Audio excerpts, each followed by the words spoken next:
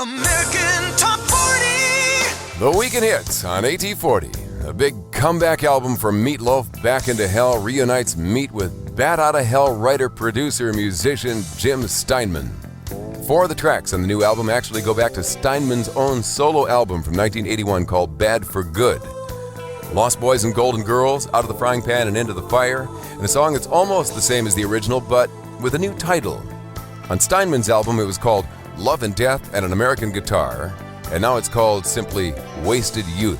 Steinman's only top 40 hit from his album is a remake for Meat Loaf at 25. Here's Rock and Roll Dreams Come Through.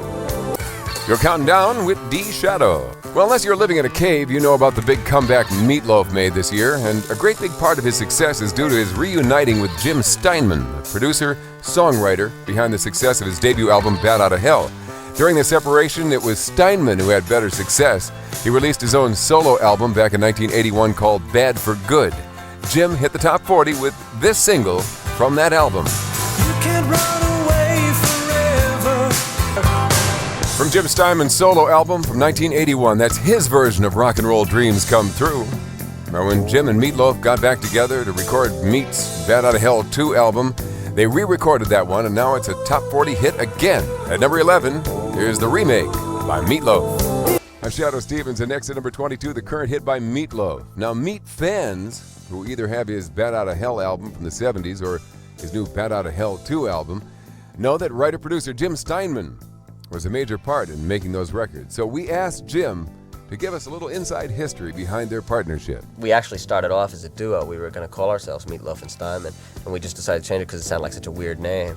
It sounded like a combination of a law firm and a bad diner. And so we decided, so it was actually just a choice. We said, well, we'll call it Meat Loaf. But really, when we set out, Meat Loaf represented the two of us. It was like Meat Loaf was me and Meat. The people who have the record know both of us.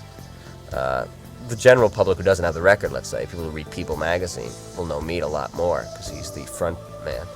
But people who have the record really think of it as a collaborative vision, because that's what it is.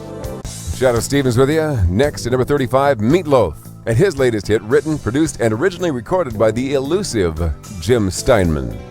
But not that elusive that he wouldn't sit down and talk to AT40. But Jim didn't talk about himself. He talked about his longtime partner's talents. He's an extraordinary talent, and it goes way beyond just singing. I think of him as an actor who sings, really. As a singer, for one thing, Meat takes tremendous chances, and the music I write demands it. there's no one else who could sing it except Meat Loaf. That I can guarantee. No one in rock and roll. It requires incredible high notes and really difficult breath control, and it's real difficult stuff. The hits from coast to coast.